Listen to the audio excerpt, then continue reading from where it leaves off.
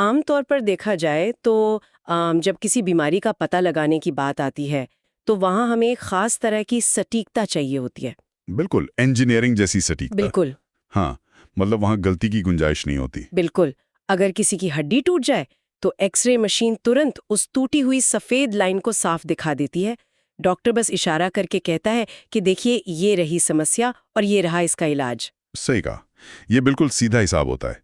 या तो हड्डी टूटी है या नहीं टूटी है, इसमें कोई दो राय होती ही नहीं है। है ना? और ऐसी स्पष्टता हमें एक अजीब सा सुकून देती है। हमें चीज़ों को देखना, उन्हें अलग-अलग कतारों में रखना और उन पर थप्पा लगाना पसंद है। लेकिन जब बात इंसानी नैतिकता की आती है, यानी क्या सही है और क्या गलत, तो अचानक ऐसा लगता है जैसे वो एक्सरे मशीन खराब हो गई है। वो थप्पा लगाना आसान नहीं रह जाता वहाँ। एकदम।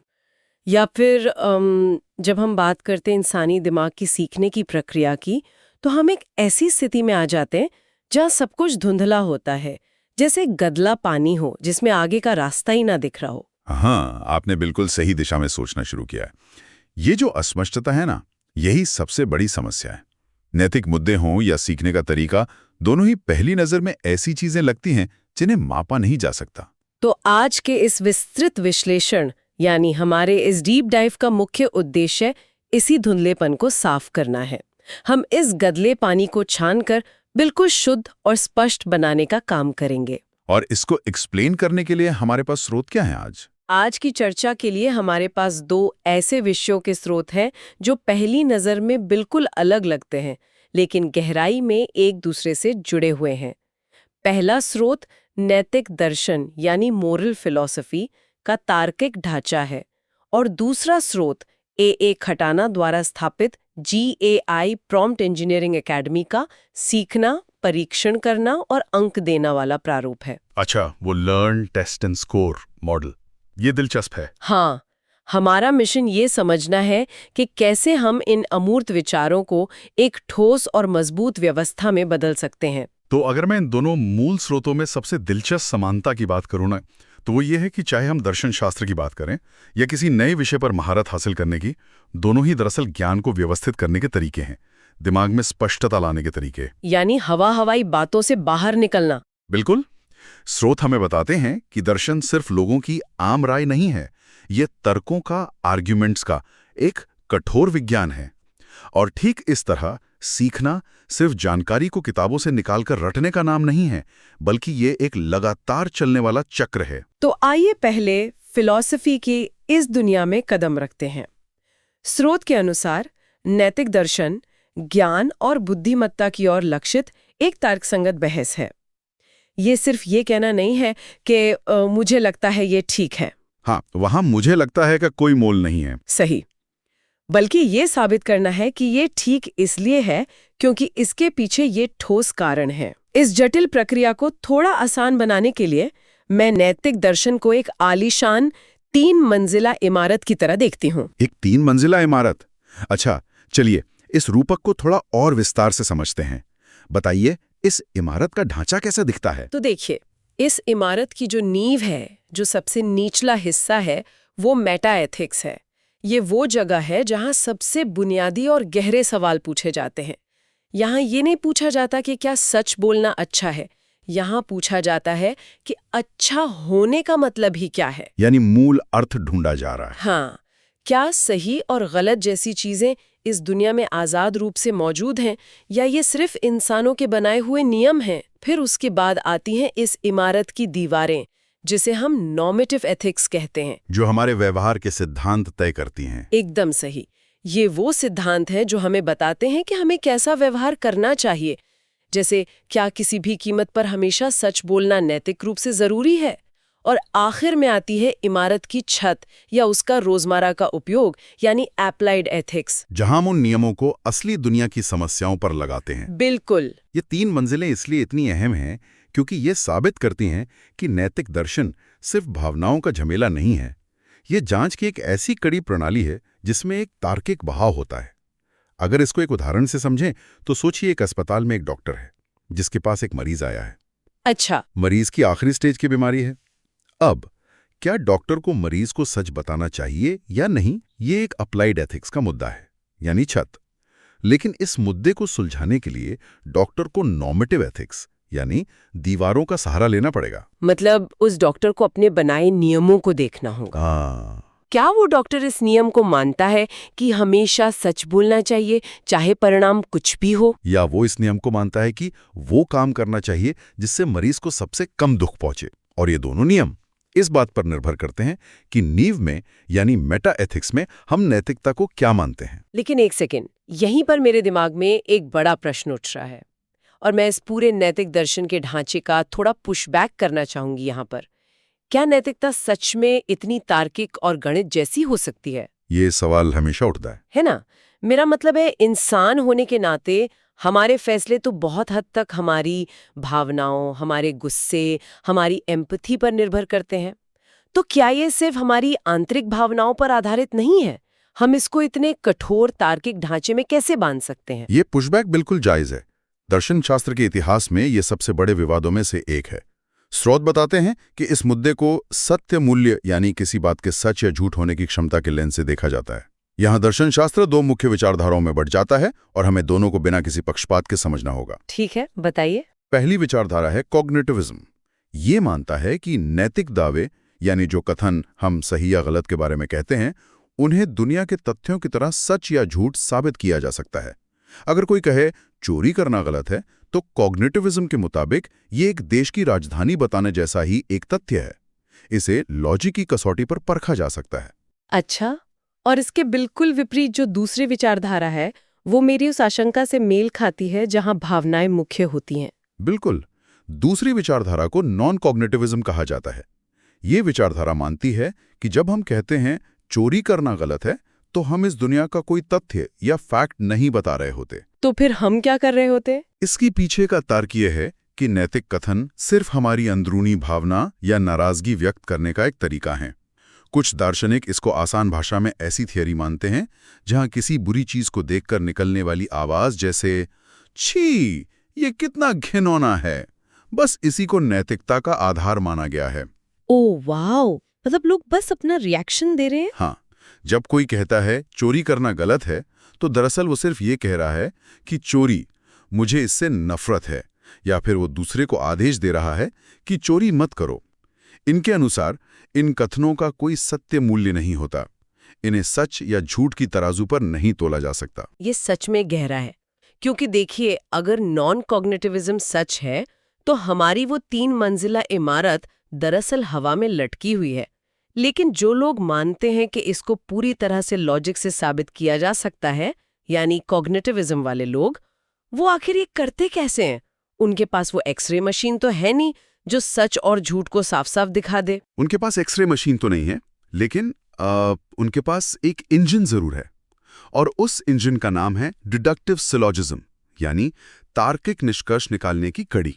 ये कड़ी कैसे काम करती है? ये एक ऐसी प्रक्रिया है जहां एक व्यापक नैतिक सिद्धांत को एक विशिष्ट तथ्य के साथ जोड़कर एक अनिवार्य निष्कर्ष निकाला जाता है।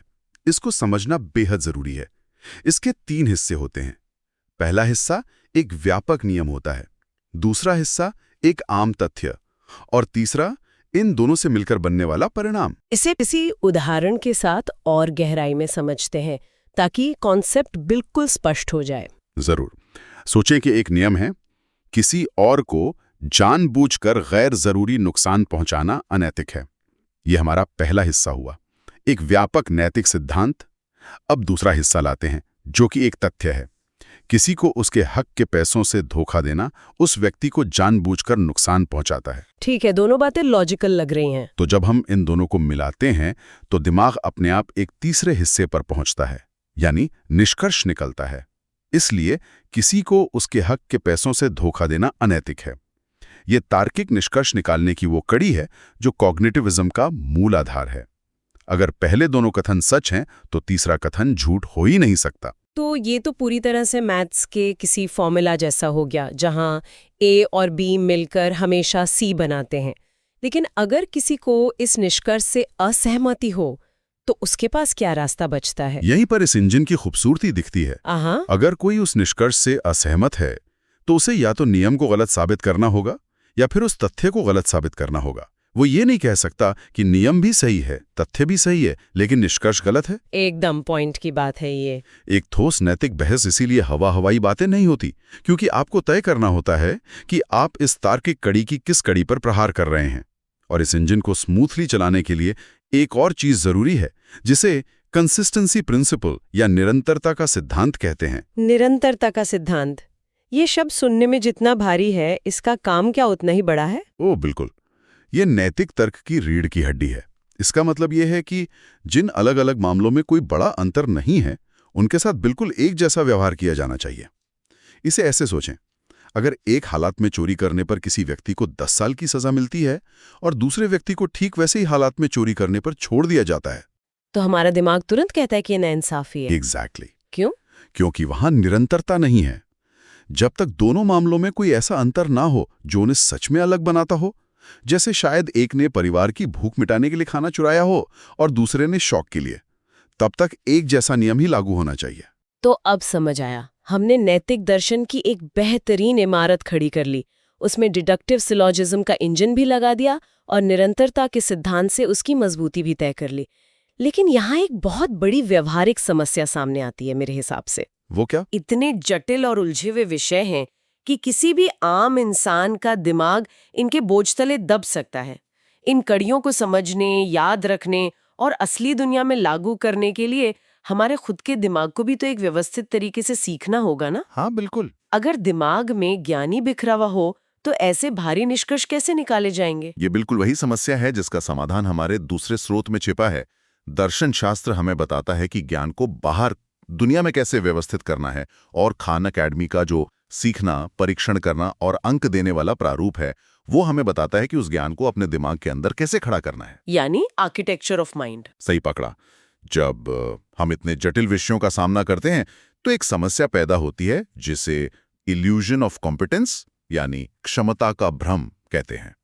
हम एक किताब पढ़ते हैं या कोई नियम सुनते हैं और हमें लगता है कि हमें सब समझ आ गया। हाँ, ये तो सबके साथ होता है। लेकिन जब उसी ज्ञान को असली दुनिया में इस्तेमाल करने की बारी आती है तो दिमाग बिल्कुल खाली हो जाता है।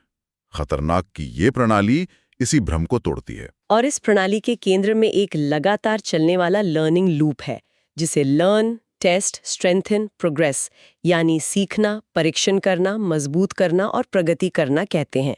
मतलब पहले ज्ञान इकट्ठा करो, फिर तुरंत उसका परीक्षण करो, जहां गलती हो वहां मजबूत करो और फिर आगे बढ़ो। इस चक्र की सार्थकता इस बात में है कि ये सीखने को एक पैसिव प्रक्रिया से निकालकर एक एक्टिव और मापने योग्य प्रक्रिया बना देता है।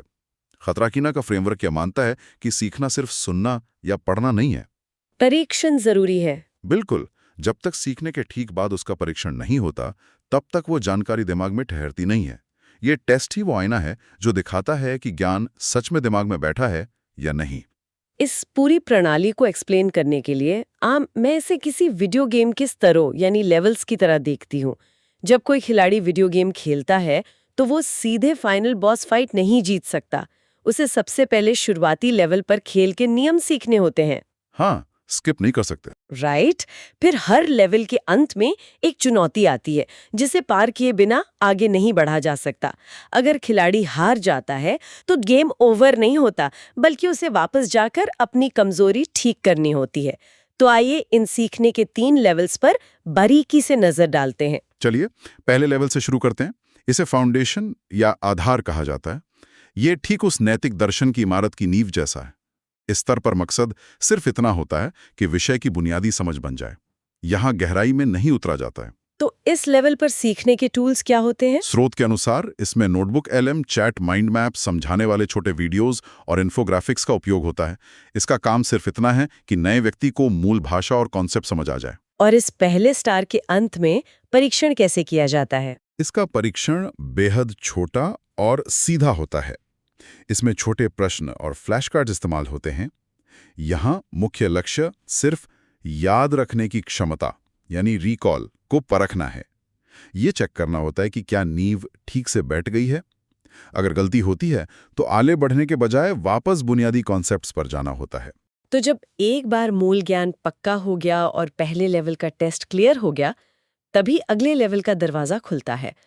और ये दूसरा लेवल है एक्टिव लर्निंग यानी सक्रिय सीखना। स्रोत बताते हैं कि यहाँ सिर्फ नए विचारों को सुना नहीं जाता, बल्कि उनका विस्तार किया जाता है। यहाँ एआई सिस्टम प्रॉम्प्ट्स का इस्तेमाल करके लगातार सवाल जवाब होते हैं। ठीक कहा आपने। यहाँ सीखने वाला व्यक्ति एक जगह रुका नहीं रहता। वो उन माइंड मैप्स के अलग अलग शाखाओं को खुरेदता है और नए रास्ते खोलता है। अगर हम इसको दर्शन शास्त्र वाले उदाहरण से जोड़ें, तो ये वो लेवल है जहां कोई व्यक्ति मेटा एथिक्स के अमूर्त सिद्धांतों से नॉर्मेटिव एथिक्स के ठोस नियम बनाना शुरू करता है। वो लॉजिक की कड़ियां बनाने लगता है। हाँ, और इसलिए इस लेवल का जो टेस्ट होता है वो मध्यम स्तर का होता है। यहाँ फोकस याद रखने पर नहीं होता, यहाँ फोकस एप्लीकेशन यानी व्यावहारिक उपयोग पर होता है। यानी जो नियम सीखे गए हैं, क्या उन्हें किसी नई स्थिति में लागू किया जा सकता है? बिल्कुल, ये पहले स्तर से एक कदम आगे है। यहाँ मापने की कोशिश होती है कि क्या सच में डीप अंडरस्टैंडिंग पैदा हुई है। और जब व्यक्ति उस एप्लीकेशन वाले टेस्ट को भी पार कर लेता है, तब आता है आखिरी और तीसरा लेवल, मास्टरी यानी महारत। ये वह आखिरी चुनौती है। अब व्यक्ति के पास जानकारी है, वो उस जानकारी को लागू करना भी जानता है, लेकिन यहाँ ज्ञान को एक स्पष्ट और बड़े ढांचे में व्यवस्थित करना सिखाया जाता है। स्रोत के अनुसार इसमें बड़े लेख लिखना या पूरे मुद्दे पर रिपोर्ट्स बनाना शामिल है। ये सबसे जटिल लेवल है और इसका जो परीक्षण होता है वो काफी एडवांस्ड होता है। इसमें सबसे अहम हिस्सा होता है टारगेटेड रिफाइनमेंट यानी लक्षित संशोधन। इससे थोड़ा और समझाइए, ये कैसे काम करता है? देखिए, जब इस आखिरी लेवल पर आकर व्यक्ति किसी सवाल में अटकता है, तो उसे पूरा विषय शुरू से आखिरी तक दोबारा पढ़ने को नहीं कहा जाता, बल्कि ठीक उसी जगह पर प्रहार किया जाता है जहां कमजोरी मिली है। इसे अगर हम मॉरल फिलॉसफी के उस लॉजिकल इंजन से जोड़ें, तो ये वैसा ही हुआ कि अगर हमारा निष्कर्ष गलत आ रहा है, तो हम पूरी तार्किक श्रृंखला को कचरे में नहीं फेंक देते। हम ढूंढते हैं कि क्या हमारा नियम गलत था या फिर तथ्य गलत था। हम टारगेट बनाकर सिर्फ उस खराब पुर्जे को ठीक करते हैं। ये बेहतरीन तुलना की आपने। खान अकेडमी का प्रारूप बिल्कुल यही करता है। इस आखिरी स्तर का पूरा ध्यान क्षमता को निखारना और उस विषय पर आत्मविश्वास हासिल करना है। ऐसा आत्मविश्वास जो कमियों से भरा हुआ ना हो। तो हम साफ देख सकते हैं कि चाहे हम उस 3 मंजिला दर्शन की इमारत की जांच कर रहे हों या हम किसी बिल्कुल नए विषय पर महारत हासिल करने की कोशिश कर रहे हों, आखिर में सब कुछ एक ठोस संरचना और लगातार परीक्षण पर ही टिकता है। खान अकेडमी का जो ये लर्निंग मॉडल है, वो दरअसल इंसान के दिमाग के अंदर वही आलीशान इमारत खड़ी करने की कला है। इन सब बातों को अगर एक सूत्र में पिरोना हो ना, तो उनका एक मूल सिद्धांत सामने आता है। स्रोत साफ कहते हैं कि स्टार मत छोड़िए, यानी don't skip levels. Her level अहम है। सक्रिय रूप से सीखना, बार बार टेस्ट लेना और फिर स्पष्टता के साथ आगे बढ़ना। यानी सीखने में कोई छोटा रास्ता या शॉर्टकट नहीं होता। बिल्कुल नहीं। इस पूरी मेहनत का आखिरी लक्ष्य ही एक इंसान के भीतर गहरी समझ और इस आत्मविश्वास को पैदा करना है कि वो अपने ज्ञान को बिना डर के लागू कर सके। और ठीक वैसा ही अनुशासन नैतिक दर्शन में सही तार्किक कड़ियां बनाने के लिए चाहिए होता है। ये दोनों विषय अलग अलग दिशाओं से आकर एक ही बिंदु पर जुड़ जाते हैं। ये चर्चा सच में हमें बताती है कि मुद्दा चाहे इंसानी जज्बातों का हो या किसी आधुनिक तकनीक को सीखने का, सही ढांचा ही धुंधलेपन को दूर कर सकता है। तो इस सारी चर्चा को समेटने से पहले मैं इस यात्रा के अंत में एक ऐसा सवाल छोड़ना चाहूंगी जो शायद हमारे सीखने के पूरे ढांचे को ही एक बड़ी चुनौती दे दे। अच्छा, कैसा सवाल? सोचें, हमने थोड़ी देर पहले नॉन कॉग्निटिविज्म विचारधारा की बात की थी, जिसमें ये माना जाता है कि हमारी नैतिकता और हमारे आदर्श कोई तथ्य नहीं है, बल्कि सिर्फ हमारी आंतरिक भावनाएं हैं। अगर मान लीजिए कि वो विचारधारा बिल्कुल सही है, तो क्या हम इन अस्पष्ट भावनाओं पर सीखना, परीक्षण करना और मजबूत करना वाला ये तार्किक चक्र लागू कर सकते हैं? ये सोचिए जरा। या फिर क्या इस कड़ी मेहनत के जरिए हम सच्चाई ढूंढने के बजाय सिर्फ ये सीखने की कोशिश कर रहे हैं कि हम जो कुछ भी पहले से महसूस करते हैं, उसे दुनिया के सामने कितने बेहतर ढंग से सही ठहराया जाए? शायद उस एक्सरे मशीन की आवश्यकता हमें बीमारी ढूंढने के लिए नहीं, बल्कि अपने ही धुंधलेपन को एक साफ लाइन में देखने के झूठे सुकून के लिए होती है। इस विचार के साथ हमारा आज का ये डीप डाइव यहीं संपन्न होता है। नैतिकता और सीखने के इन जटिल रास्तों पर हमारे साथ सफर करने के लिए धन्यवाद।